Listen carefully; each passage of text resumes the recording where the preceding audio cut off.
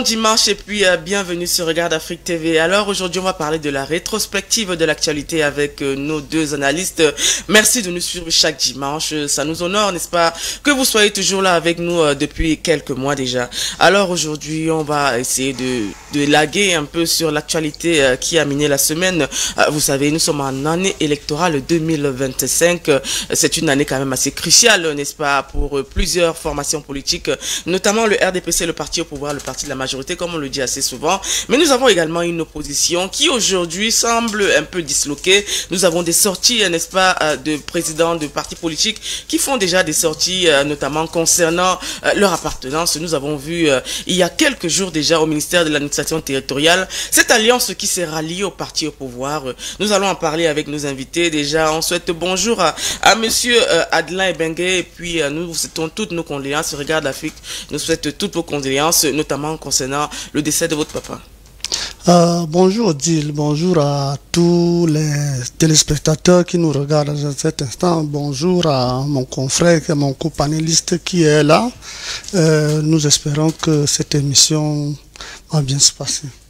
Alors aujourd'hui on a évoqué le fait déjà que nous avons des partis politiques qui se sont ralliés notamment au RDPC, bon bref, qui ont soutenu. Nous avons le MDR du feu, n'est-ce pas, d'Akolo Daïsal avec son fils, n'est-ce pas, qui continue, n'est-ce pas, de gérer ce parti politique. Nous avons le PCRN, n'est-ce pas, de monsieur Kona, et également l'UPC. Alors selon vous, ces trois formations politiques quand même assez connues et courues au Cameroun aujourd'hui se rallient, n'est-ce pas, au parti au pouvoir qui est le Rassemblement démocratique du peuple camerounais, avec à sa tête le président de la République, son Excellence Paul Biya. Alors selon vous, est-ce que l'opposition, peut-on dire aujourd'hui, semble disloquée ou bien ne trouve pas réellement une porte de sortie pour une véritable coalition entre elles? Moi je voudrais dire que qu'est-ce qu'on appelle par coalition entre l'opposition? Ce qui signifie, le RDPC est opposé aux autres partis politiques, tout comme les autres partis politiques sont opposés au RDPC. Alors, s'il y a déjà des alliances, c'est que chacun cherche son intérêt, chacun voit où est-ce qu'il peut le mieux militer, où est-ce qu'il peut trouver, où est-ce qu'il peut se sentir à l'aise. Donc, moi, je trouve pas ça mauvais. Et maintenant, quant à vraiment l'opposition qui veut faire bloc pour challenger le RDPC, nous sommes là, nous attendons, nous les citoyens. Le problème, c'est un programme de société. On ne peut pas baser une campagne sur l'âge de ton challenger en disant il est vieux. Il n'a pas fait si. Bon, toi, tu proposes quoi concrètement aux Camerounais qui sont retirés à Moulvoudaï, les Camerounais qui sont en Banga Pongo, aux autres, qu'est-ce que vous leur dites? Si pour que nous puissions vous voter, nous sommes même prêts à vous voter. Bon, maintenant, lorsque vous serez aux affaires, qu'est-ce que vous allez faire de notre Cameroun? Est-ce que vous allez faire mieux que ça? Prouvez-nous cela, et puis prouvez à tous les Camerounais. Ce qui fait donc que tant que ceux qui s'allient au RDPC estiment qu'il n'y a rien là-bas et que le salut viendra au niveau du RDPC, c'est leur choix et c'est judicieux. Car eux, je pense que c'est des partis assez connus, comme l'UPC, comme le MDR, donc comme le jeune parti PCRN, qui était sorti 3e à la dernière élection présidentielle. Donc je pense que si ces cadres de la politique camerounaise ont décidé de s'allier derrière le RDPC, c'est parce qu'ils estiment que le salut viendra de ce côté. D'accord, le salut viendra donc peut-être selon M. Adelin Ebengue, qui, il faut le rappeler, est délégué régional centre du Mokar. Alors nous allons accueillir ici le professeur Beno Samba Yves, qui est déjà maître de conférence, enseignant-chercheur en physique et mécanique à la faculté des sciences de l'université de Yaoundé 1, l'université mère. Alors on va dire bonjour au professeur et puis bienvenue sur Regarde Afrique. Bonjour madame, bonjour chers companélistes et bonjour à tous les téléspectateurs. Permettez-moi de vous adresser mes vœux les meilleurs pour l'année parce que c'est la première fois depuis que 2025 a commencé que nous nous retrouvons. D'accord. Alors, tout à l'heure, votre copaniste a fait allusion, n'est-ce pas, à cette opposition qui semble un peu divisée. Nous avons le PCRN, nous avons l'UPC quand même qui est révolutionnaire, et nous avons le MDR, n'est-ce pas, du feu d'Akole Daïsala, qui aujourd'hui a décidé de soutenir le RDPC. On ne sait pas s'il y a d'autres formations politiques qui viendront s'ajouter, mais néanmoins, on a également de notre côté le MRC avec cette quête qui a été lancée. On se rappelle encore la solaire Covid. Il y avait une quête qui avait été relancée, qui a fait beaucoup de polémiques d'ailleurs, avec des démissions même du MRC. Aujourd'hui, on se demande à savoir, est-ce que l'opposition est-elle encore crédible face, n'est-ce pas, aux citoyens camerounais? On aimerait savoir si on a encore une opposition véritable au Cameroun. La question de savoir si on a encore, vous avez bien dit encore, une opposition crédible, pour moi, elle ne se pose pas. Je dirais plutôt, moi j'ai honte, de ce que nous appelons opposition au Cameroun, parce que 92-2025, ça fait 33 ans. En 33 ans, le seul programme politique qu'on ait jamais entendu par l'opposition, de la part de l'opposition camerounaise, c'est Biya doit partir. Biya must go. Bon, d'accord. Biya, de toutes les façons, va partir. La question ne se pose même pas. C'est un être humain. Il va partir, soit parce qu'il sera malade, soit parce qu'il sera mort, mais il va partir. Soit parce qu'il va même décider qu'il est fatigué. Mais il n'est pas éternel. Mais après ça, une fois qu'il sera parti, comme nous disait notre cher copanéliste, que nous proposez-vous comme projet de société? On ne gouverne pas un pays avec des slogans creux. Ce n'est pas Biya doit partir, Biya doit partir. Qu'est-ce que vous allez faire dans notre économie? Quels sont les plans économiques que vous avez en termes d'infrastructure? Quelle politique vous allez mener en termes d'éducation? Il n'y a rien. On nous parle d'une vague transition dont on ne sait même pas à quoi elle ressemble. Donc, sincèrement, moi, l'opposition que nous avons, enfin, ce qui s'appelle l'opposition que nous avons ici dans ce pays, c'est vraiment une honte pour notre pays. Je crois qu'en Afrique, là, nous avons battu des records. Ça, c'est la honte pour le continent. Mais nous avons des partis comme l'UPC qui est divisé aujourd'hui. Nous avons les partis comme le PCRN qui sont au tribunal. On se rappelle encore la sortie de Cabral Libye et puis de M. Kona qui, n'est-ce pas, a fondé et créé ce parti PCRN. Aujourd'hui, on a justement plusieurs factions qui se créent. Est-ce à dire qu'il n'y a pas d'opposition au Cameroun? Non, il n'y a pas d'opposition au Cameroun. Sincèrement, il n'y en a pas. Quand vous regardez un parti historique comme l'UPC, voilà un parti qui vraiment est dans ce qui me déçoit le plus. Parce qu'on se serait attendu de la part d'un tel parti qui date d'avant les indépendances. C'est le plus vieux parti politique au Cameroun. On se serait attendu de ce parti une certaine cohésion. On se serait attendu à ce que ce parti nous pose des choses vraiment crédibles sur la table. Au lieu de ça, ils sont dans des querelles de personnes. On revendique l'héritage de Oumniobé, on revendique l'héritage... Mais nous, on n'est pas là pour boire l'héritage de Oumniobé. Ce que nous, on veut savoir, c'est je vais gagner quoi demain matin? Comment est-ce que je vais nourrir ma famille? C'est ce que nous voulons savoir. Donc, selon vous, l'opposition est beaucoup plus axée sur les problèmes existentiels? L'opposition aujourd'hui dans notre pays est axée sur les problèmes de personnes. Quand vous regardez au niveau du PCRN, vous avez Cabral Libye qui est allé là-bas parce que, bon, d'abord, on ne sait même pas déjà pourquoi il n'a pas créé, il n'a pas légalisé son parti depuis. Il est allé là-bas, un peu comme quelqu'un qui va s'abriter quelque part. Et puis, maintenant, on entend des histoires de querelles entre un des fondateurs du parti et lui. Donc, c'est toujours des problèmes de personnes. Et notre opposition, très clairement, nous envoie le message du « moi, je vais y arriver pour manger ». C'est le message qui est perçu aujourd'hui. Parce que si ces gens se préoccupaient de nous, eh bien, toutes ces querelles n'existeraient pas. Ils ne se préoccupent pas de la population. Et après, quand on va les battre, ils diront le RDPC. Quand vous dites on va les battre, c'est quoi? Vous êtes militant du RDPC? Je suis apolitique. D'accord. Mais vous allez entendre des histoires derrière de victoires volées, etc., etc. Le peuple camerounais, ils ne le connaissent pas. C'est un peuple qui est extrêmement mature. Et ça, c'est une grande fierté pour moi parce que j'appartiens à un peuple qui a une forte maturité politique et qui ne se laisse pas aller par les sensations qu'on met dans les réseaux sociaux. Le Cameroun, ce n'est pas les réseaux sociaux. Les agités sont sur les réseaux sociaux, d'immense majorité silencieuse. Eh bien, elle va s'exprimer comme elle s'est exprimée en 2018. Elle va encore s'exprimer. Et ils seront étonnés qu'ils seront battus. Mais ils seront battus parce que les Camerounais posent les questions que nous posons sur ce plateau. Peu importe qui va nous gouverner demain, qu'est-ce que cette personne... Nous avons eu la sortie des chefs traditionnels qui ont également soutenu, une partie qui a soutenu le chef de l'État, le RDPC. Nous avons également, il y a quelque temps, le monde ecclésiastique qui a réagi. C'est même divisé parce qu'il y en a qui a dit carrément je préfère que le Cameroun soit dirigé même par le diable. Est-ce que selon vous, ce sont des propos à tenir face à un homme de Dieu qui tient ce genre de propos, monsieur Adelin Ebengue? Moi, je dis toujours que la Bible, les hommes de Dieu, ils sont des citoyens camerounais, ils doivent s'exprimer, mais lorsque vous êtes un leader, il y a un certain langage qu'on devrait s'abstenir. Et comme la Bible dit, avant de regarder la paille qui est dans l'œil du voisin, regarde la poutre qui est dans ton œil.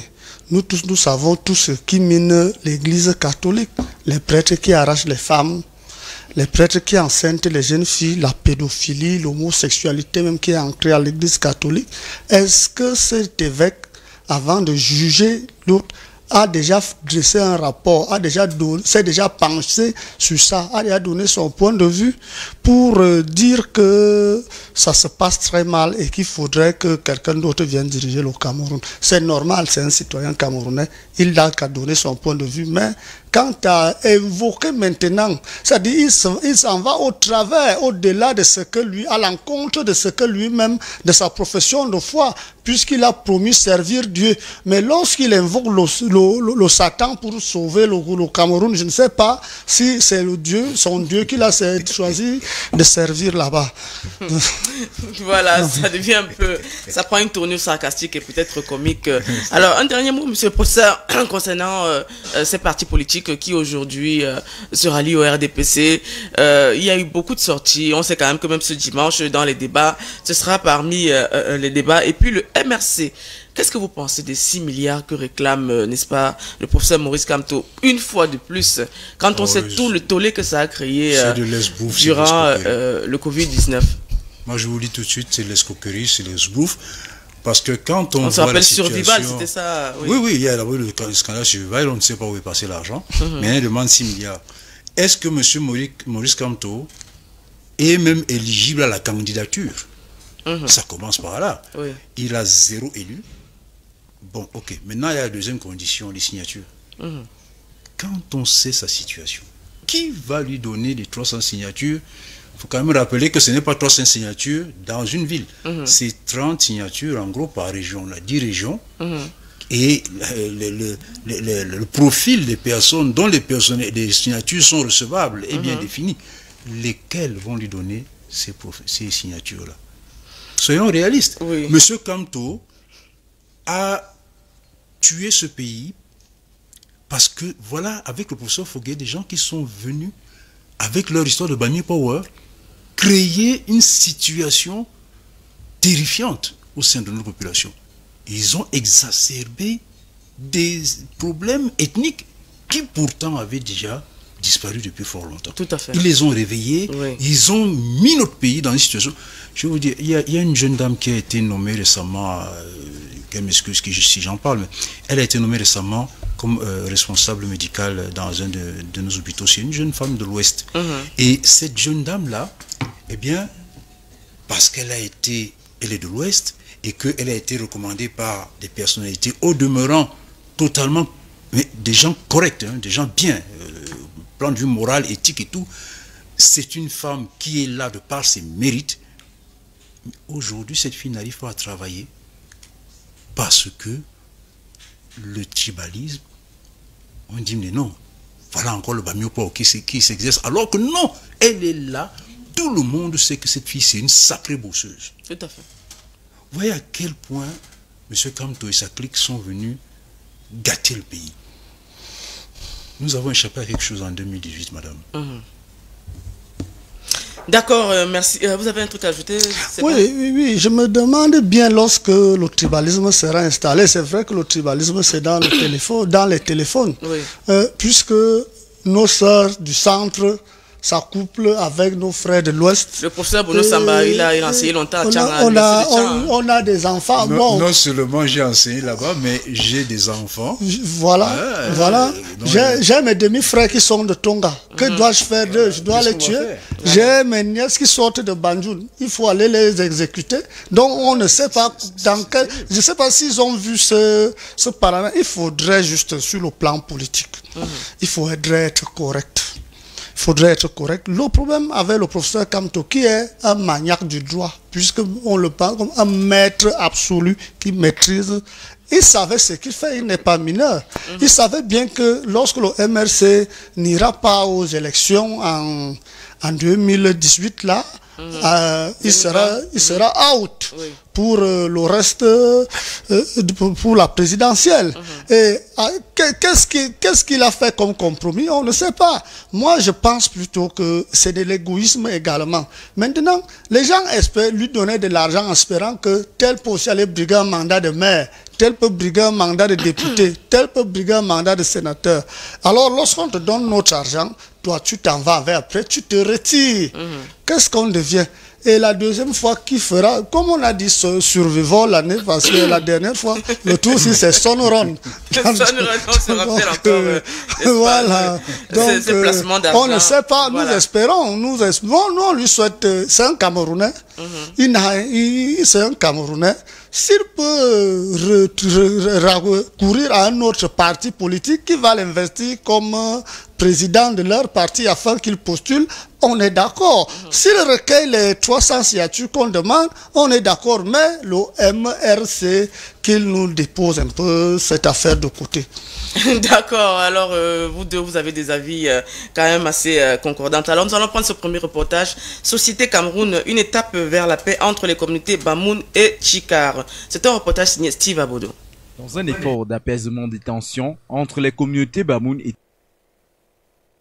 Tchikar, le ministre de l'administration territoriale, Paul Atangandji, a organisé, sur haute instruction du président de la République, son Excellence Paul Biya, une réunion historique avec les leaders des deux communautés, ainsi que les gouverneurs des régions de la Damawa et de l'Ouest. La réunion, qui s'est tenue le mardi 28 janvier 2025 dernier, avait pour but de promouvoir la cohabitation pacifique entre les deux communautés et de travailler ensemble pour leur développement. Le MINAT a appelé les deux parties à enterrer la hache de guerre et à œuvrer pour un avenir commun. Cette initiative est une étape importante pour résoudre les tensions qui existent entre les deux communautés depuis des années. En effet, les conflits intercommunautaires ont éclaté à plusieurs reprises, notamment à Magba, où les tensions entre les Bamoun et les Tchikar ont entraîné des affrontements violents. La réunion du MINAT est un signe encourageant pour la paix et la stabilité dans la région. Les leaders des deux communautés ont été invités à travailler ensemble pour trouver des solutions aux problèmes qui les divisent. Les principaux points à l'ordre du jour étaient l'apaisement des tensions. Le MINAT a appelé les deux parties à enterrer la hache de guerre et à travailler ensemble pour leur développement. Ensuite, la cohabitation pacifique. La réunion a pour but de promouvoir la cohabitation pacifique entre les deux communautés. Et enfin, le développement commun. Les leaders des deux communautés ont été invités à travailler ensemble pour trouver des solutions aux problèmes qui les divisent. Cette réunion est une étape importante pour la paix et la stabilité dans la région.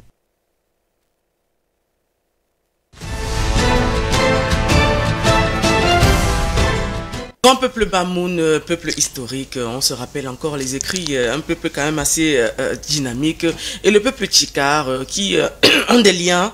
Alors, on va commencer avec vous, le professeur Bruno Samba. On sait que c'est également une frange, n'est-ce pas, de votre enseignement. Alors, dites-nous un peu, quand vous voyez deux peuples unis de la sorte qui aujourd'hui ont vécu des conflits, des séparations, il y a même eu des décès, que pensez-vous, n'est-ce pas, de ce petit ralliement, cette petite rencontre qui s'est passée avec le MINAT pour, n'est-ce pas, imposer la paix aussi au Cameroun, notamment avec ces peuples quand même assez regardés.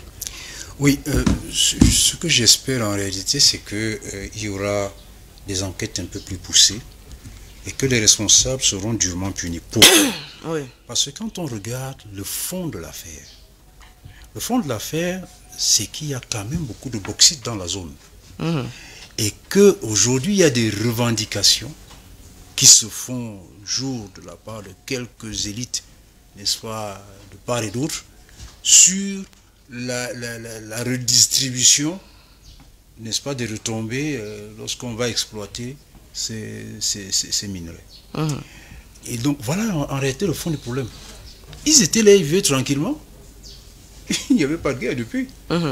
Mais dès lors que quelqu'un allait souffler qu'il y aura des trucs qui peuvent faire retomber de l'argent, etc., vous avez des gens qui se soulèvent et puis qui commencent à manipuler le peuple. J'espère que ces gens-là seront punis sévèrement selon les lois du Cameroun.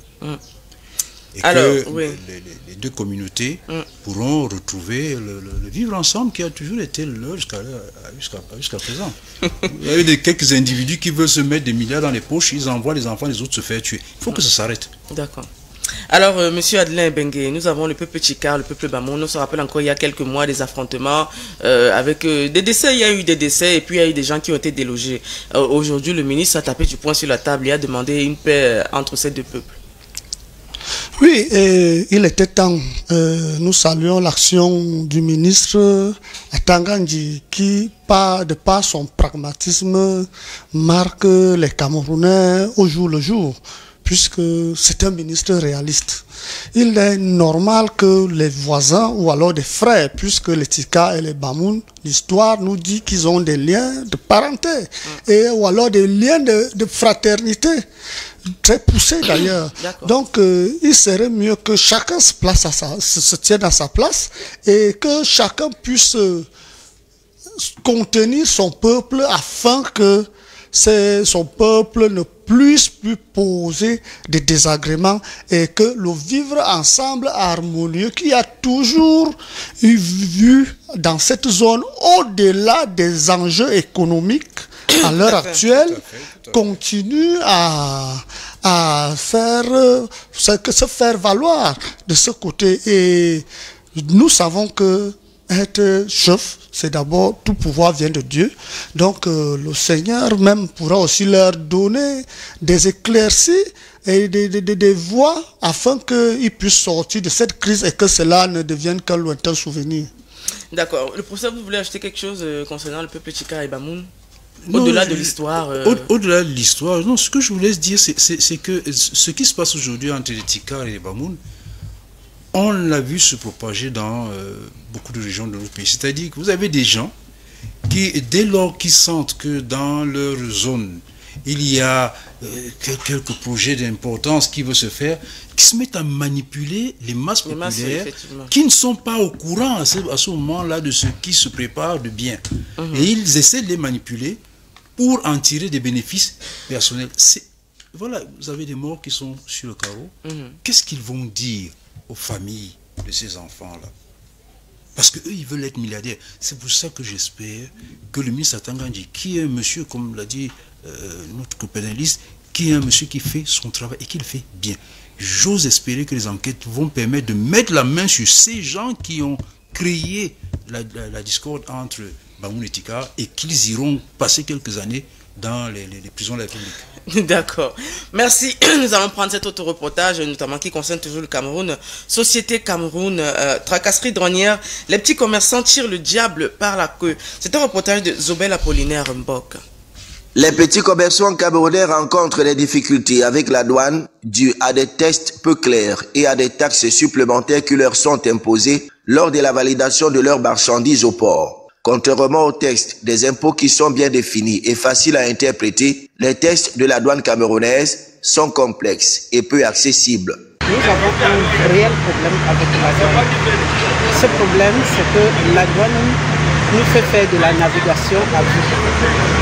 Contrairement aux textes des impôts qui sont connus et que tout le monde, on peut prendre un expert avéré pour qu'il nous explique ces textes-là et qu'au cas où nous en faisons à la loi, Ils peuvent nous dire à quoi nous nous exposons comme sanction. Ce n'est pas le cas pour la douane. Les textes de la douane sont toujours une nébuleuse et non la chose la moins partagée possible. Commerçante au marché Mbopi de Douala, Alice Maguedjo relève que les tracasseries douanières ont entraîné la perte de la position des leaders du marché dans la sous-région Afrique centrale. Les taxes et les frais douaniers excessifs ainsi que les procédures complexes et les retards dans les opérations douanières ne permettent pas aux commerçants de maintenir la compétitivité. Quand on était le plus grand marché de la sous-région, c'est parce que nous, des douaniers et les pays périphériques venaient prendre chez nous pour aller. Mais maintenant que notre douane est devenue la plus chère de la sous-région, nous sommes tentés de rentrer chez eux, prendre, même pour passer par la contrebande, pour venir sur le marché camerounais. Comme on dit, trop d'impôts tue l'impôt. Trop de douane tue la douane. Cette situation entraîne des conséquences négatives, notamment la fuite des capitaux vers l'extérieur, car ces petits commerçants sont obligés d'aller se ravitailler vers les pays voisins. De plus, les accords de partenariat économique favorisent les grandes surfaces, ce qui aggrave davantage la situation des petits commerçants. Il y a des capitaux qui s'évadent et qui se retrouvent à l'étranger, on ne sait pas par quelle alchimie. C'est parce que nous faisons un métier de subsistance et on n'y pourra rien. Si nos conditions sont draconiennes, on va toujours avoir le ménage tourné pour pouvoir savoir comment faire pour continuer à subsister. On a parlé du protectionnisme, mais j'aimerais savoir à quel niveau il y a du protectionnisme au Cameroun. Nous, on a l'impression que les Asiatiques sont plus favorisés que nous. Puis les Chinois, il y a des choses où les Chinois sont carrément exonérés des droits de douane et nous pas. Où est le protectionnisme dans ce cas-là? Ça veut dire qu'on tire le plus petit tissu économique de notre pays, qui est l'amortisseur social. Parce que quand bien même vous allez monter jusqu'où et que vous redescendez, vous allez tomber dans la base qui est nous. Il est important de noter que les taxes communales au Cameroun sont régies par des textes spécifiques tels que ceux relatifs aux taxes forfaitaires des petits commerçants et artisans et aux taxes sur les locaux loués. Cependant, il semble que les tests de la douane camerounaise nécessitent une clarification et une simplification pour éviter les tracasseries douanières et favoriser le développement des petits commerçants.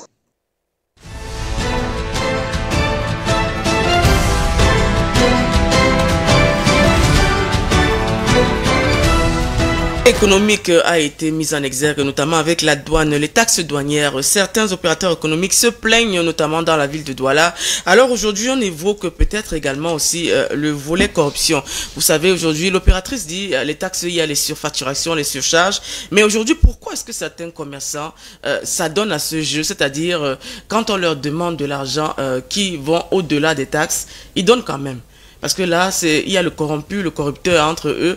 Il y a toujours cette petite magouille qui est entre eux. En fait, si chacun doit avoir peut-être, le professeur, sa part de responsabilité. Aujourd'hui, nous avons une plainte de plusieurs opérateurs économiques. Est-ce que le problème ne vient-il pas également des opérateurs économiques qui, n'est-ce pas, abdiquent quand on leur demande de donner de l'argent?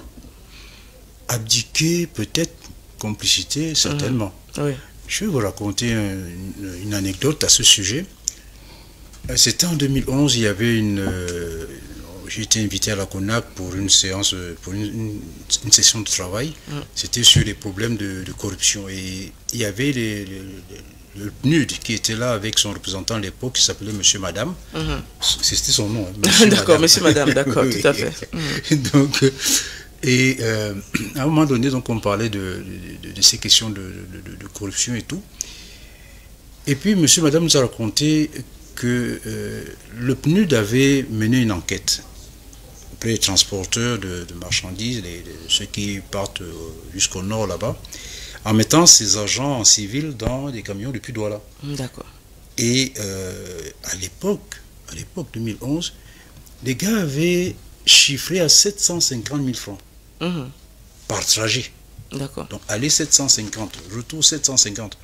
L'argent que chaque camionneur déposait en termes de corruption en route. Au terme de cette enquête, ils ont approché les syndicats des transporteurs pour leur dire, bon voilà, voici les résultats de nos enquêtes. Donc, par trajet, ça vous fait 1,5 million par camion de pertes.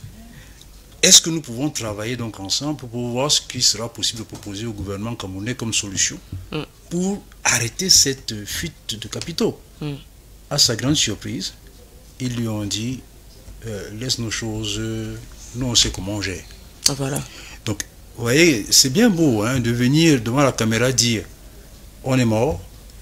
Encore faudrait-il qu'il y ait la part de ces commerçants qui profitent grassement de ce système de corruption, parce que ce qu'on ne dit pas, c'est que oui, aujourd'hui elle va payer sur telle cargaison, et puis, bon, je n'accuse pas d'âme, hein, je parle tout à fait, tout à fait. Voilà. Aujourd'hui, le commerçant paye sur telle cargaison, et puis il y en a deux derrière pour lesquels il va veiller.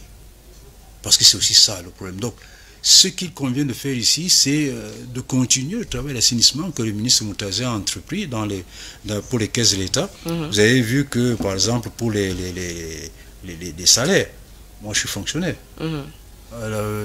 C'était le 24, j'ai reçu un SMS avec Aigle.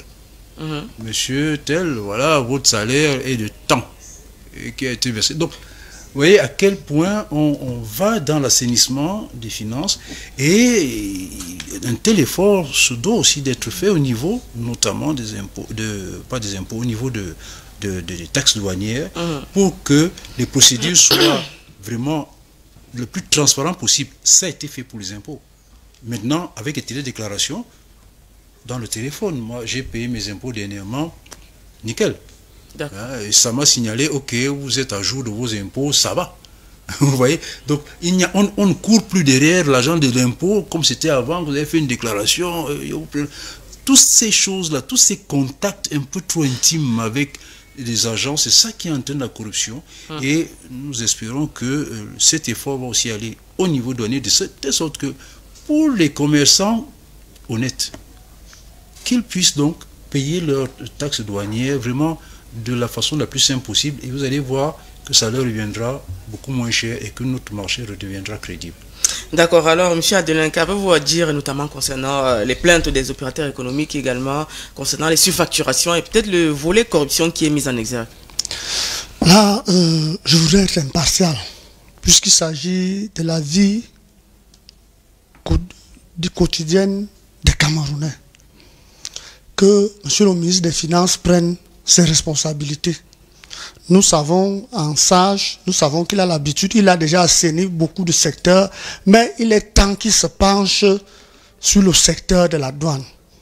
Parce que ce milieu est un milieu gangréné de beaucoup de corruption, et je voudrais également interpeller la CONAC à cet endroit.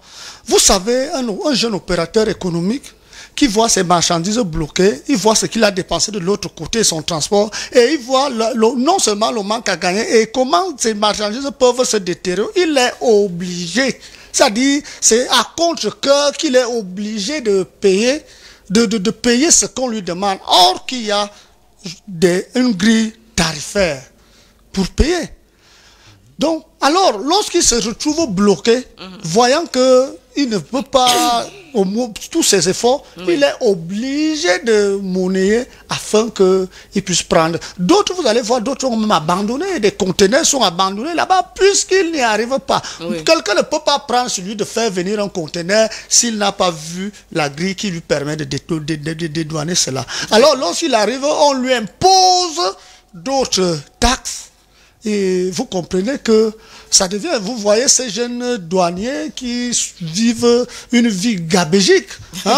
Maintenant, lorsqu'un enfant a eu un concours de préposé de douane, on fait au village. Pourquoi? Parce que regardez ces jeunes enfants, ils sont entre 22 et 25 ans. Ils roulent carrosse, ils ont des belles voitures. Moi, je me demande si leur salaire leur permet d'acheter cette voiture et de les carburer, puisqu'il faudrait qu'on entre par là, on commence, quand on dit, on a demandé aux Camerounais de déclarer les biens, l'IRPP là.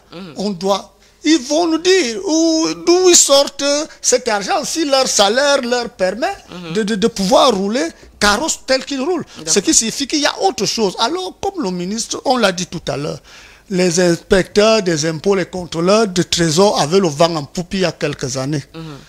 Il serait mieux de centraliser ça. On paye à la machine, chacun va avec son reçu. Il dit, j'ai déjà payé et les douaniers s'exécutent. C'est aussi simple. Je pense que ce n'est que le système qui pourra faire, puisque ça crée beaucoup de désagréments.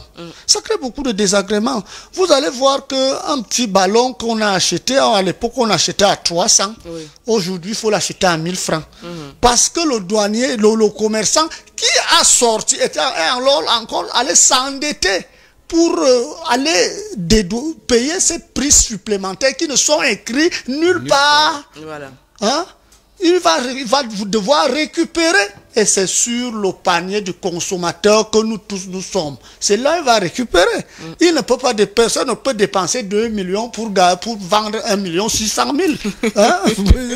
Donc, il sera obligé de récupérer et de pouvoir trouver un peu de bénéfice pour que lui-même, il n'a pas perdu son temps et ses transactions. Donc, le système, il faut centraliser tout ça. On paye.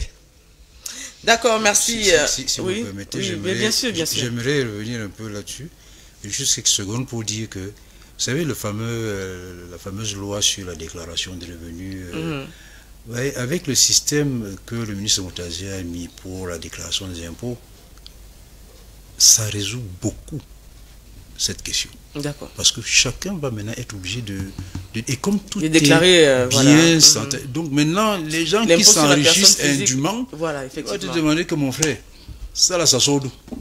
Tu as déclaré que voici tes revenus officiels, mais quand on voit, tu as 50 maisons au Dja, il y a un problème.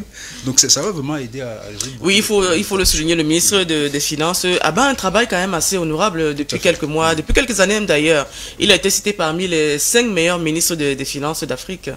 Avec le magazine Jeune Afrique. On salue quand même sa promptitude, mais néanmoins les Camerounais devraient apprendre à dire la vérité et ne pas accuser les pouvoirs publics alors que c'est eux les premiers corrompus. Voilà, déjà les commerçants, c'est un appel, n'est-ce pas, à la conscience et puis à la responsabilité. Alors nous allons prendre ce reportage de la RDC. Vous savez quand même que la RDC aujourd'hui subit des attaques avec plusieurs morts, notamment beaucoup d'enfants. Nous allons prendre ce reportage avec notre correspondant. Société RDC, la jeunesse de Bukavu décide de rejoindre l'armée. C'est un reportage de Ngole Sefias. La jeunesse de Bukavu au Sud Kivu a répondu positivement à l'appel du président de la RDC, Félix Tshisekedi, celui de rejoindre les forces armées de la République démocratique du Congo en ces temps marqués par la guerre contre les M23 et leurs parrains. Cet appel à la jeunesse sur place à Bukavu est un acte patriotique du ministre provincial de l'Intérieur du Sud Kivu, Albert Kahacha, qui décide de quitter le gouvernement provincial afin de combattre aux côtés des FRDC et la jeunesse de sa province. J'ai ordonné donc que tous les plans et instructions concernant un prétendu dialogue avec les terroristes du M23, supplétifs de l'armée rwandaise, soient complètement brûlés, et ce, immédiatement. Nous allons rester ici au Congo et nous battre. Si nous ne pouvons pas rester vivants ici, alors restons ici morts. Les autorités exhortent depuis peu la jeunesse partout en RDC de s'élever afin de rejoindre l'armée et défendre leur patrie menacée aujourd'hui par le Rwanda. Sur ce même ton, le ministre de la Défense nationale, Guy Mwadianvita, a, au cours de son discours sur la situation de la guerre à l'est de la RDC, affirmé la position ferme de son pays à se battre jusqu'au sacrifice suprême. Cette allure patriotique s'étend au niveau du secteur public et privé pour venir en aide aux militaires congolais qui sont au front pour défendre les territoires congolais face à l'agresseur rwandais. Le cas du ministre de l'Industrie et Développement des petites et moyennes entreprises, Louis Watoum, qui a décidé que désormais la moitié de ses émoluments et celle des salaires des membres de son cabinet seront versés pour soutenir les FRDC et solidariser avec la population de l'Est de la RDC. Nous devons passer au concret. En ma qualité de ministre, je vais commencer par ma propre cotisation symbolique que je vais déposer ici, en ce moment-ci. Et je vous invite tous à faire la même chose, à contribuer pour que nos populations à l'Est puissent savoir que d'ici à Kinshasa, nous les avons à cœur et que nous les portons à cœur. Nous sommes de tout cœur avec eux en ces moments difficiles.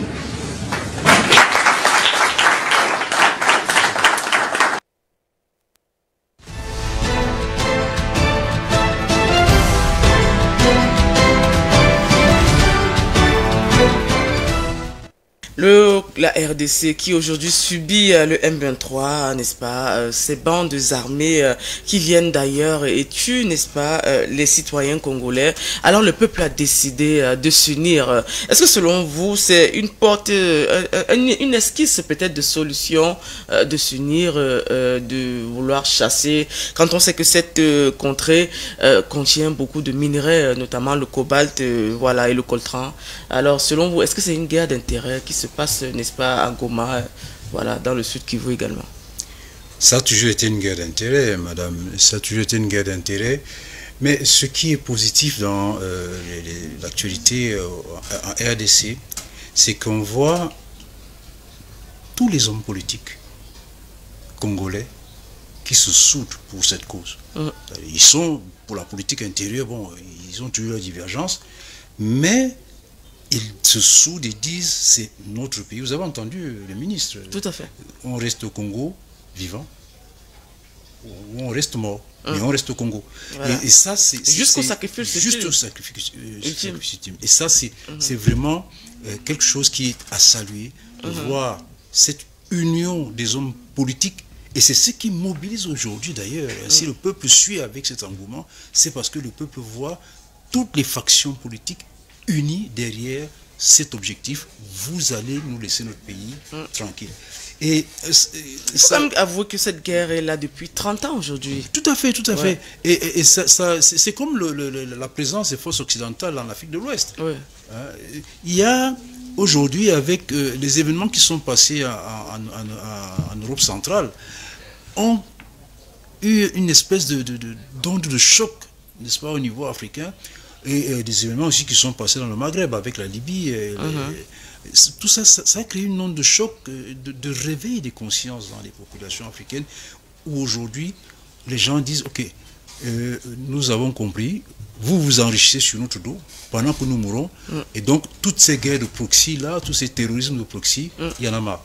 Ça, c'est une bonne chose pour la RDC, et j'ose espérer qu'avec ce réveil qui se fait, eh bien les populations... Et que pensez-vous de l'Union africaine aujourd'hui? Elle a juste condamné, mais pourquoi est-ce qu'elle n'agit pas réellement? Posez-vous la question de savoir aussi pourquoi la Banque centrale africaine existe sur le papier, mais est-ce que vous avez vu le bâtiment ici à Yaoundé? Parce qu'il y a une Banque centrale africaine qui a été créée sous l'impulsion de regretter mémoire Mohamed Kadhafi et de son excellence Paul Biya. N'est-ce pas? C'était eux qui avaient impulsé cette idée-là au niveau de l'Union africaine. Le siège de la Banque centrale africaine, c'est ici à Yaoundé. Il a pour qu'on ait le siège de l'état-major de l'armée africaine qui est à Douala. Tout à fait. Il a fallu que le chef de l'État camerounais vraiment joue de haute diplomatie pendant qu'on était en train d'assassiner Kadhafi. Souvenons-nous que c'est à ce moment-là qu'est-ce que se tenait un conseil de l'Union africaine en Guinée équatoriale, et qu'à cette occasion, le chef de l'État a vraiment tout fait pour que très rapidement il y ait cette base logistique qui voit le jour, qui a d'ailleurs été construite au départ sur fonds camerounais, alors que normalement c'est l'Union africaine qui aurait dû financer. Donc voilà, si on se pose cette question, on comprend que il y a des pays en Afrique, le Rwanda en est un exemple malheureusement, qui continuent de jouer la carte du maître occidental, du maître blanc, qui ne joue pas la carte de la solidarité africaine. D'accord, alors on va prendre M. Adelin. Alors aujourd'hui on trouve quand même des tonnes de coltan et de cobalt qui sont chaque année transportées. On sait quand même que la fonction stratégique des satellites, c'est de regarder, c'est de vérifier, de regarder comment se passent les transactions en Afrique. Aujourd'hui, avec tout ce dispositif qui est mis en place, pourquoi assiste-t-on autant à des guerres de séparation, notamment avec la RDC, qui est quand même un grand pays d'Afrique, il faut le souligner, un des pays les plus riches d'Afrique et même du monde en matière de ressources du sol et minières. Alors aujourd'hui, nous avons cette petite guerre qui sévit et nous avons des dégâts collatéraux avec des enfants. Justement, vous savez, quand il y a guerre, ce qui signifie qu'il y a intérêt quelque part. Si deux frères arrivent à se disputer, c'est parce qu'ils ont, chacun estime que il a droit à quelque chose. Mais que la situation en RDC est très louable. Pourquoi? Je vois des enfants, c'est-à-dire des citoyens congolais, qui disent « Mais papa, nous allons derrière toi et nous allons combattre l'oppresseur qui vient entrer. Ce qui signifie que soit on est ensemble, soit il faut choisir. Mais le revenu n'est-il pas tard quand on sait que c'est plus de 2 ans quand même il n'est jamais tard. Vous savez, à un moment, ils se rendent compte, on s'est assez battu entre nous. Parce que lorsqu'ils se battent, les étrangers là, ceux qui financent là, qui viennent tirer, ils viennent tirer leur profit, ils les appauvrissent, ils retirent leur or et tout. Et pourtant, si on peut laisser ce pays pendant 10 ans de paix, 10 ans seulement, je vous assure, avec la dynamique qui est tout autour du président Tshisekedi, la RDC battra les records en Afrique. Peut-être que ce sera le pays le mieux développé en Afrique noire. Mais sachant donc, les gens dont ces financiers qui financent ces batailles-là jouent exactement sur la psychologie pas très mûre de certains leaders cupides, en fait, qui veulent à tout prix s'en accaparer de certaines choses et ne voudraient même pas que l'État puisse au moins organiser à ce que cela soit bien. Et pourtant, c'est de leur affaire où tout le monde pourra en tirer profit. Et donc, ce qui fait que la réponse à l'appel des jeunes pour défendre leur nation est une leçon que d'autres pays devraient apprendre. Quand la nation est en péril, il faut la sauver. Et il faut la sauver même au prix du sacrifice suprême, puisque ces millions qui vont là savent bel et bien que à la fin de la guerre, ils ne seront plus les 10 millions comme ils sont partis. Ils seront bien moins, ce qui est sûr, mais... On se pose à savoir pourquoi l'Union africaine ne réagit pas. Est-ce qu'elle a une armée? Qu'est-ce qui se passe? Est-ce que l'Union africaine... Pourquoi le système de sécurité mondiale ne réagit pas? Est-ce qu'il faut encore rappeler, on a la MONUSCO par exemple qui est sur place, mais qui ne fait rien de spécial? Justement, je ne sais pas, je suis en train de dire, l'Union africaine, est-ce qu'elle-même elle a encore vraiment la capacité de pouvoir gérer quelque chose? Puisque moi je vois l'Union africaine est agonisante. Elle n'agit nulle part. Regardez tout ce qui se passe en Afrique, les peuples qui se soulèvent, des pays et tout, et même ces coups d'État, parfois.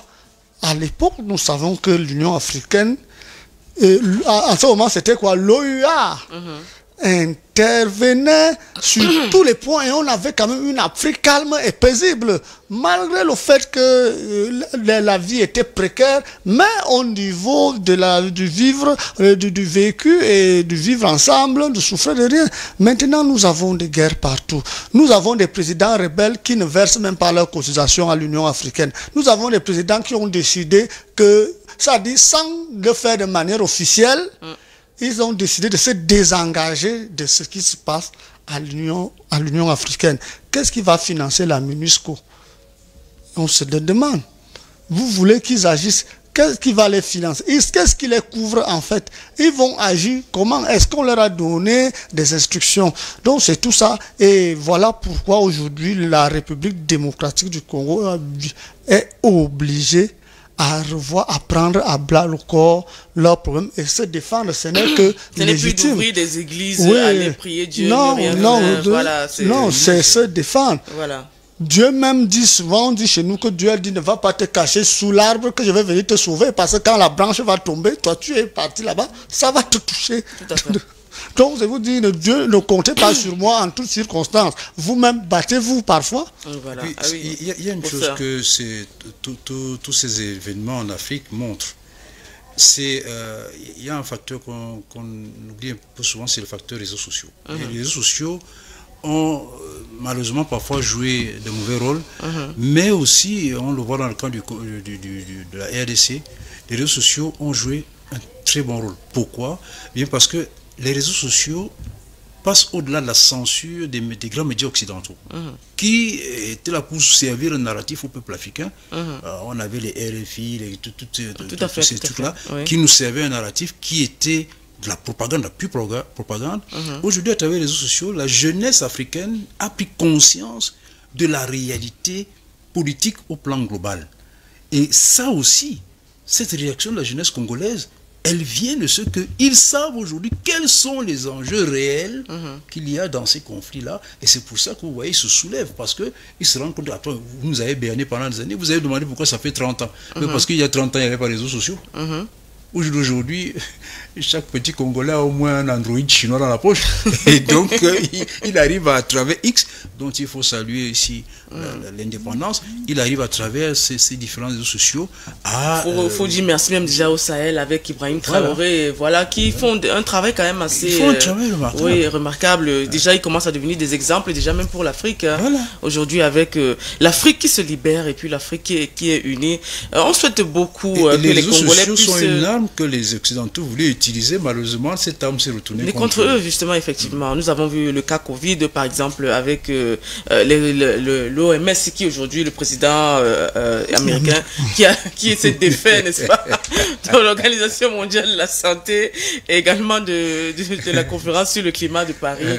Voilà, on trouve au moins des gens commencent déjà à devenir dans la réalité.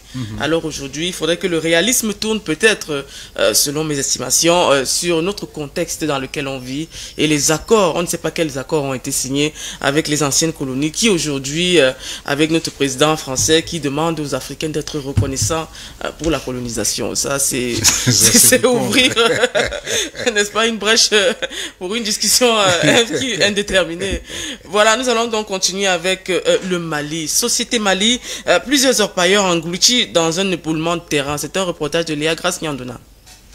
Un tragique glissement de terrain a récemment coûté la vie à plusieurs orpailleurs au Mali, selon le bureau du gouvernement de la région de Kolikoro. Dans un communiqué diffusé à la télévision nationale, le gouverneur, le colonel Lamine Kapori Sanogo, a expliqué que de nombreuses femmes se trouvaient dans une excavation à la recherche d'or lorsque la digue qui entourait le site a cédé, permettant à l'eau et à la boue d'engloutir les travailleuses. L'accident s'est produit mercredi dans une mine d'or artisanale située dans le sud du pays. Bien que le bureau du gouverneur ait confirmé plusieurs décès, il n'a pas précisé le nombre exact de victimes. Ce type d'accident n'est pas inédit au Mali, un des principaux producteurs d'or en Afrique. En janvier dernier, un effondrement similaire dans une mine non réglementée près de Bamako avait causé la mort de 70 personnes. Les inquiétudes grandissent quant aux bénéfices générés par l'exploitation minière non réglementée dans le nord du pays, où des groupes extrémistes sont actifs. Cependant, l'effondrement récent s'est produit plus au sud, près de la capitale. L'or constitue l'exportation principale du Mali, représentant plus de 80% des exportations totales en 2021. Plus de 2 millions de Maliens, soit plus de 10% de la population, dépendent du secteur minier pour leurs moyens de subsistance. L'exploitation artisanale génère environ 30 tonnes d'or par an et représente environ 6% de la production annuelle totale du pays.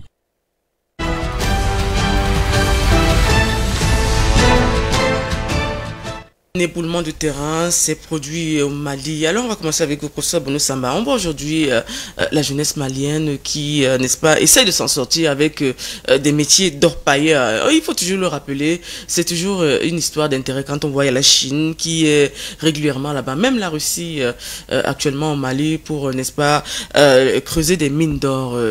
La France il y a quelques années y était, mais a été un peu déboutée avec les accords qui commencent à finir de ce côté de l'Afrique de l'Ouest. Alors, selon vous, aujourd'hui, le volet artisanal dont usent les Maliens, est-ce que ce n'est pas peut-être le manque de sécurité, peut-être d'infrastructures, de logistique quand même adéquates, qui amène à pouvoir, n'est-ce pas, se retrouver dans cet éboulement? On sait que vous avez quand même enseigné longtemps à Tchang. On a vu la catastrophe de Tchang il y a quelques semaines, quelques mois même déjà, je veux dire.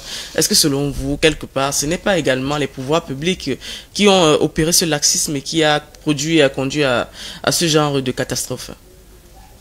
Vous savez, au Mali, quand les gens sont morts, c'est toujours terrible. Quand il y a des morts dans ces conditions, moi, ça me fait beaucoup de peine que ce soit arrivé. Mais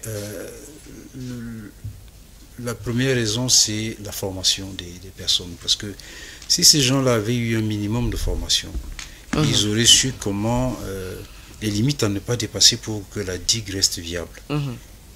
Vous voyez, parce que là, s'il y a eu cette digue qui a cédé, c'est parce que malheureusement... Il n'y a pas de sensibilisation qui est véritablement faite, voilà, parce que là, ils vont juste chercher de l'or pour subsister, pour les moyens de subsistance. Et il n'y a pas derrière un ingénieur ou un chercheur qui va leur dire, bon voilà, quand vous faites une digue, laissez au moins, parce que ce sol, si on il y a un timing, laissez au moins telle épaisseur pour que, par rapport à la superficie qu'il y a derrière, laissez telle épaisseur de terre pour être en sécurité. Eux, ils cherchent de l'or, parce qu'ils voient la digue qui semble tenir, ils croient que c'est encore bon. Et puis, bon, voilà, la catastrophe arrive. Donc là, il y a d'abord un problème de ressources humaines. Et ce problème de ressources humaines, malheureusement, de la part du Mali, n'est pas étonnant, parce que c'est un pays qui, depuis l'indépendance, vraiment, on le maintient dans des états d'insécurité permanente. Tout le temps, il y a des guerres à gauche. Et c'est comme avec le Tchad, malheureusement. Le Tchad, il a connu une certaine période avec le défunt président Idriss Déby. Et puis, après, bon, ceux non, qui mais sont même champions... il s'est nabré quand même. Le Tchad, ça n'allait pas. Ça n'allait pas. Dès lors qu'il y a une petite période de paix, on a vu le Tchad se développer. Et puis là, il y en a qui estiment que non, mais... Avec le projet Pipeline, voilà. Donc, il y a toujours de la part des Occidentaux, et on revient aux réseaux sociaux, n'est-ce pas, à l'impact positif des réseaux sociaux, il y a toujours eu de leur part cette mentalité du on vient, on prend, mais vous n'allez pas bénéficier de vos propres richesses. Et le Mali, malheureusement, paye cela. Voilà un lourd tribut qui vient encore de payer par manque de ressources humaines. Vous avez évoqué le cas de la falaise de Tchang. Là, je dois dire que ce n'est pas par manque de ressources humaines, c'est par manque de volonté. Et je vais vous dire par manque de volonté de qui? C'est par manque de volonté des enseignants du supérieur. D'accord. Parce que qu'est-ce qui se passe? Au tout début des années 2000, n'est-ce pas, à l'époque, le ministre Atangana Bara, malheureusement aujourd'hui en prison, était notre ministre, il était ministre de l'enseignement supérieur, tout début des années 2000. Et il avait donc créé une plateforme de discussion entre les syndicats d'enseignants du supérieur et le ministre. D'accord. Nous avons plusieurs syndicats qui étaient actifs à l'époque. Certains d'entre eux aujourd'hui ne le sont plus. Moi, j'étais dans un des syndicats qui aujourd'hui n'est plus très actif. Et on discutait des questions de salaire, des revenus des enseignants. Alors vous avez le syndicat qui est aujourd'hui resté le plus actif, qui à l'époque était très marqué, proche du SDF, et donc confondait un peu l'action syndicale et l'action politique en réalité. Donc leur but premier c'était de casser les pieds au gouvernement en place et à Paul Biya. Et donc je leur fais la proposition suivante. Le chef de l'État, c'est pas le commandant du Cameroun, non. C'est le serviteur suprême de l'État. C'est-à-dire de nous tous. Parce que l'État, c'est qui? C'est tout le monde, c'est vous et moi. Ce qu'il faut comprendre, c'est que l'État d'un pays n'est rien d'autre qu'une immense entreprise dont le conseil d'administration, ce sont les citoyens. Le chef d'État, c'est le directeur général. Et à terme, n'est-ce pas, le conseil d'administration se réunit toujours, c'est ce qu'on appelle les élections présidentielles, n'est-ce pas? Et le PCA va dire je te maintiens ou pas. Tout à fait. Et donc le chef de l'État a des comptes à rendre à ses actionnaires.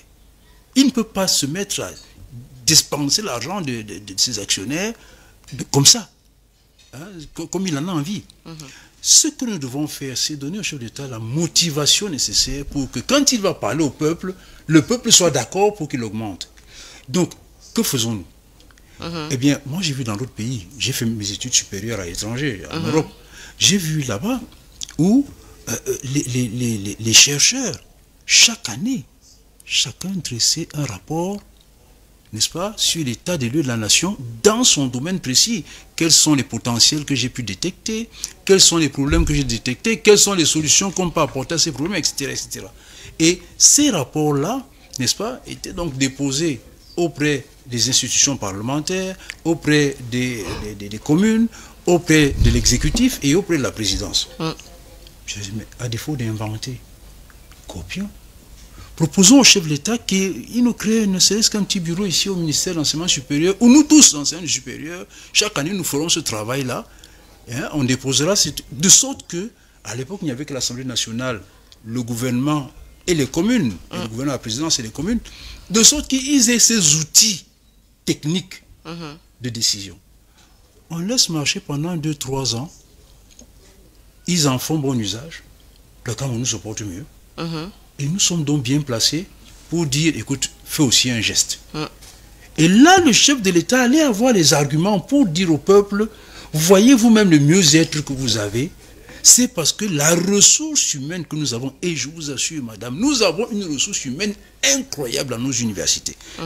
Je vous rappelle que aujourd'hui, parmi les meilleurs mathématiciens, il était là, il y a quelques semaines encore ici au Cameroun. Au Cameroun, oui, effectivement. Il est issu de Ngoekele. Il a fait toutes ses études de la première année jusqu'au doctorat à Ngoekele. Vous voyez la qualité d'homme que nous formons. Nous avons des étudiants. Moi, j'ai un de mes anciens étudiants qui aujourd'hui donne des cours avec moi. Il est enseignant au Texas et il travaille dans un laboratoire qui travaille directement avec la NASA. Voilà la qualité des hommes que nous formons. Vous voyez, il allait avoir l'argument pour dire au peuple, faisons un geste. Augmentons leur salaire de manière à ce qu'il n'y ait pas fuite de cerveau. Ils m'ont dit, tu dis ça parce que tu veux que Paul Biya réussisse. Je leur ai dit, Paul Biya est mortel, il partira. Tout à fait. Au jour d'aujourd'hui, si cette structure existait, la catastrophe de Tchang ne se serait pas produite. Parce que ce que vous ne savez pas, c'est qu'il y a eu des études qui ont été faites à l'université de Tchang sur la stabilité de la falaise en question. Mais comme ces structures n'existent pas, ces études sont restées dans le bureau de l'enseignant. Et ces études étaient bien menées avec des propositions de solutions techniques peu coûteuses. Des solutions qui n'allaient pas coûter des millions à l'État. Je parle bien de millions, je ne parle même, je parle pas de milliards. Je ne dis même pas des dizaines de millions, je dis bien des millions. Qui étaient là, qui auraient été mis en œuvre et on aurait évité cette catastrophe. D'accord. Vous voyez, voilà, oui. Donc quand on parle de ces situations, je me sens toujours très mal à l'aise parce que une bonne partie de la catastrophe africaine, nous la devons à qui? Aux universitaires africains dont je fais partie. D'accord.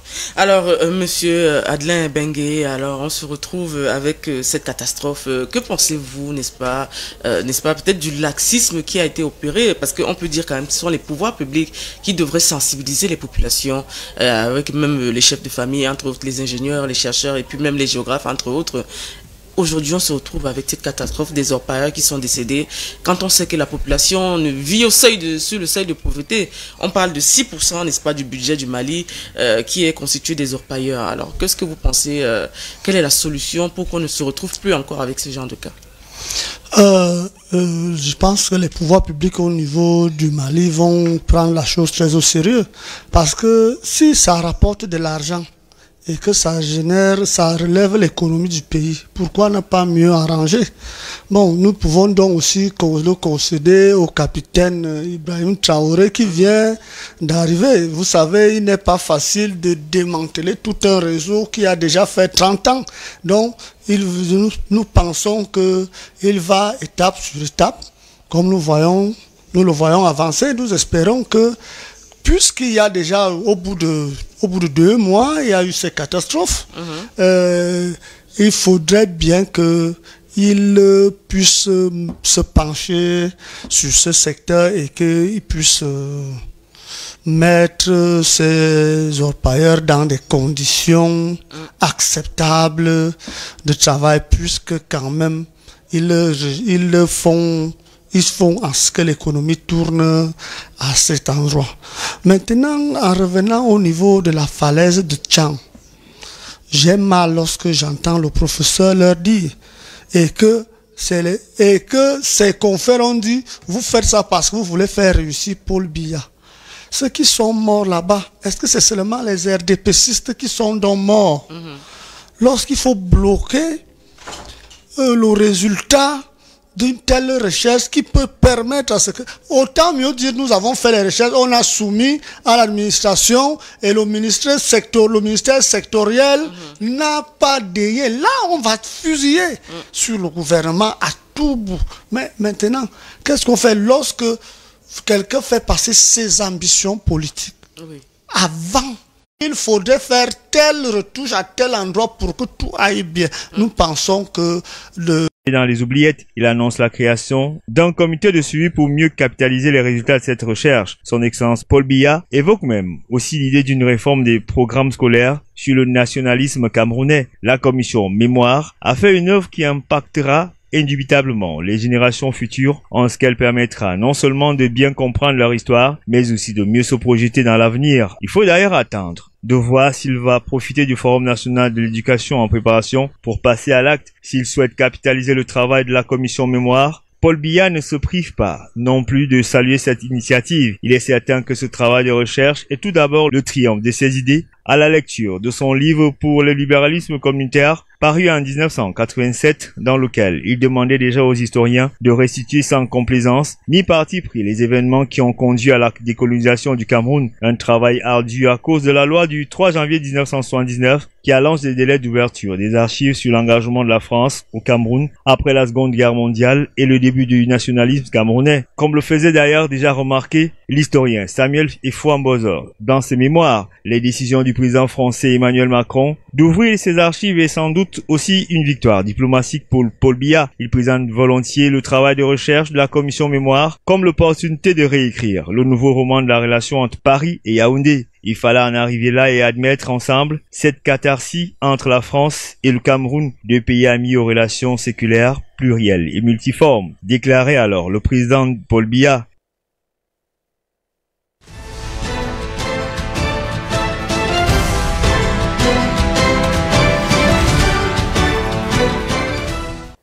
A été remis le rapport de la commission mission de la mémoire du Cameroun, notamment concernant les relations bilatérales entre la France et le Cameroun depuis la colonisation. On évoque également les nationalistes et également les programmes scolaires, les structurations, n'est-ce pas, du Cameroun, notamment cette histoire du Cameroun qui a été remise avec ce rapport. On se rappelle encore la dernière visite du président Emmanuel Macron qui est arrivé au Cameroun et qui avait, n'est-ce pas, mis sur pied cette commission.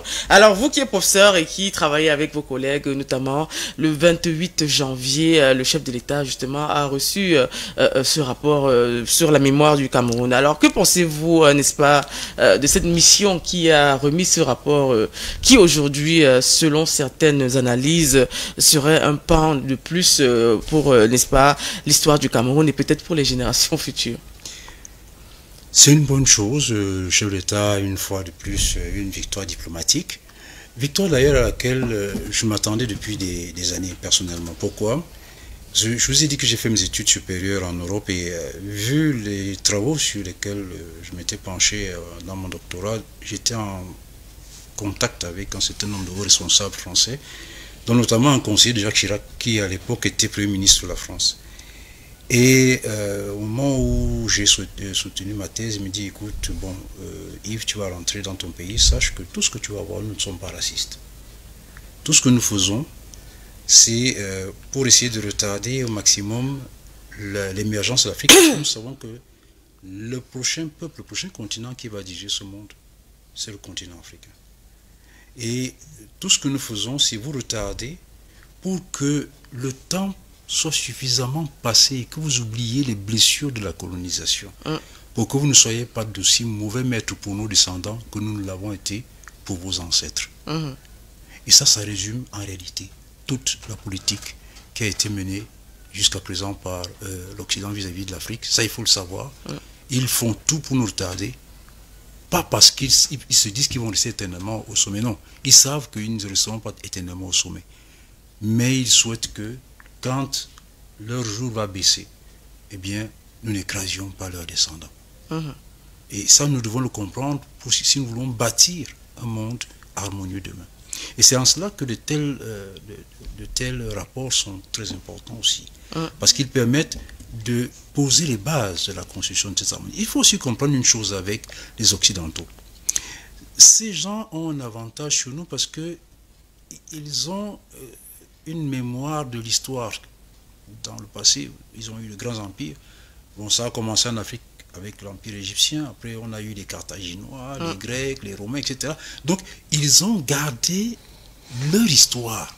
Et ils savent que les empires naissent, vivent et meurent. Ça, ils le savent, ils ne l'ont pas oublié. Maintenant, la question est, lorsque nous serons au bas, n'est-ce pas, comment nos descendants vont vivre? Donc, les Occidentaux travaillent sur ce qu'ils appellent le temps long. Et dès le 19e siècle, parce que si on veut comprendre la démarche aujourd'hui, il faut remonter au 19e siècle. Dès le 19e siècle, le blanc a préparé la décolonisation. C'est depuis le 19e siècle qu'il prépare la décolonisation. Tout à fait. En touchant quel secteur? Le secteur de l'éducation. On revient toujours à la responsabilité des enseignants. Oui. Et qu'est-ce qu'il fait? Il ne va pas dans le secteur de l'éducation mettre quelque chose d'aussi propre et clair que ce qui est chez lui. Il va nous mettre quelque chose de biaisé. Exemple, dans les villages, vous aviez les femmes du village qui allaient défricher et planter le champ de la femme du maître d'école, du directeur d'école. Oui, tout à fait. C'est ce qu'on retrouve, n'est-ce pas, quand on dit à un étudiant, si tu ne me donnes pas de l'argent, tu ne valides pas. C'est la même chose. Quand un enseignant dit à une étudiante, si tu ne me... et puis voilà. D'accord. Donc, merci, professeur. C'est ce vers-là, si vous me permettez que j'explique dessus, parce que c'est très important. Oui, c'est tout ça qui, aujourd'hui, conduit l'Afrique dans la situation dans laquelle elle est, de sorte que, même comme ils sont partis, ils continuent d'être les maîtres de l'Afrique. Ils passent par le système de corruption qu'ils avaient déjà établi depuis le 19e siècle. Parce que c'est ça, quand on frappe au niveau des enseignants, quand on pose, n'est-ce pas, des bases de comportement qui, en réalité, vont entraîner des comportements anormaux, parce que on commence à se dire j'ai droit à des choses de façon indue alors qu'on a un salaire. Vous voyez, ça a pris forme.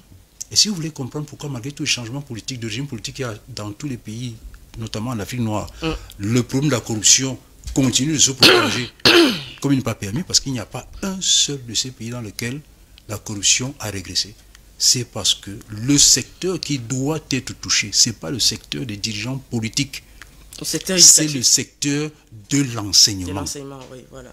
Et c'est pour ça que depuis 2000, je plaide pour qu'il y ait un code d'éthique et de déontologie, tout comme il y a un code pour les médecins. Vous savez que les médecins prêtent le serment d'Hippocrate.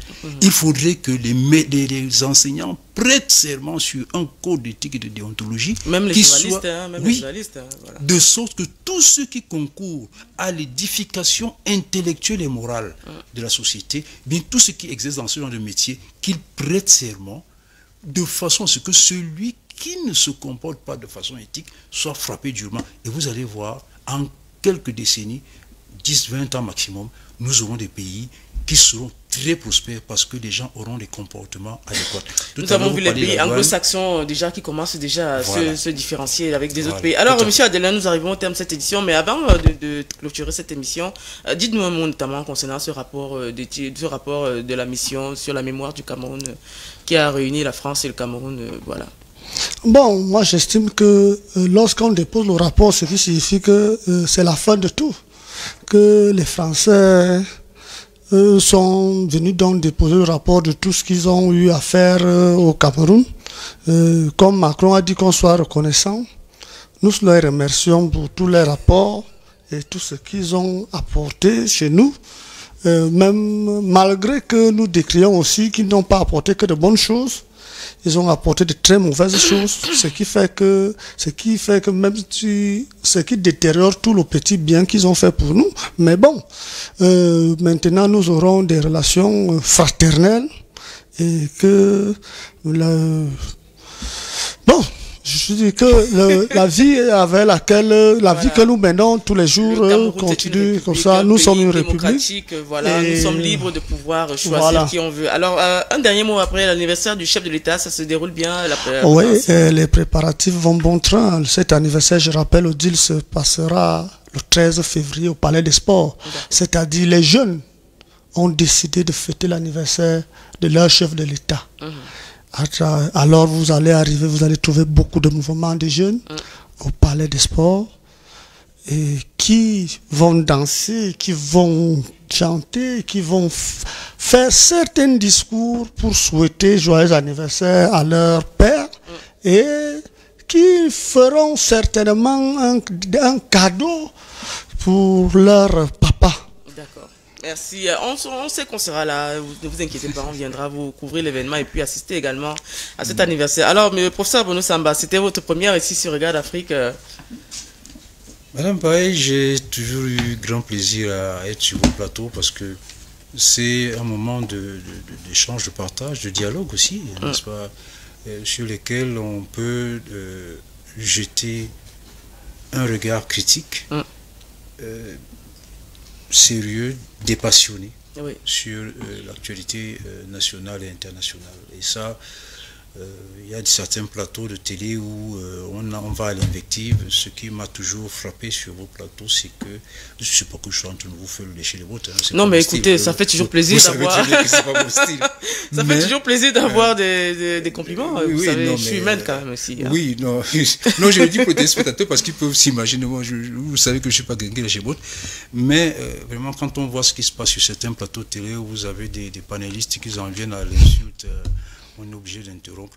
C'est malheureux parce que après tout à l'heure, nous disions que... Pourtant, ce sont des intellectuels, hein, des professeurs d'université qui s'adonnent à ce jeu quand même assez rédhibitoire. Hein. Oui, c'est dommage. Ouais. Vous voyez, tout à l'heure, je vous disais, nous qui sommes censés, nous, les enseignants, parce que les journalistes sont aussi des pédagogues. Tout à fait. N'est-ce pas nous qui sommes informer, censés... éduquer, divertir, voilà c'est les trois mots du journalisme. Voilà. Alors, si nous commençons à montrer un mauvais exemple, les autres vont faire quoi? L'exemple vient d'où? Voilà. D'en haut. Et le haut, c'est qui? C'est nous qui les éduquons. Tout à fait. Donc, moi, ça fait plaisir d'être sur un plateau où on peut converser, on peut discuter, on peut avoir des divergences, mais toujours dans le respect. Ce n'est certainement pas la dernière fois que vous viendrez ici. Je suis à Regarde Afrique, donc vous serez quand même invité assez régulièrement. Et puis, nous avons une année électorale quand même assez chargée. On a besoin des têtes pour éclairer les populations et les communautés. Merci de nous avoir suivis. Surtout ne partez pas, car à 11h, nous aurons l'émission Récap l'actu avec Serge Lucas Pamba. Restez des nôtres. On dit merci à toute l'équipe technique, à M. Igor Biolé, à son épouse Catherine Biolé, et puis à tous ceux qui ont contribué, n'est-ce pas, pour l'édification de cette émission. Passez un bon dimanche. On se dit à dimanche prochain et surtout soyez sages.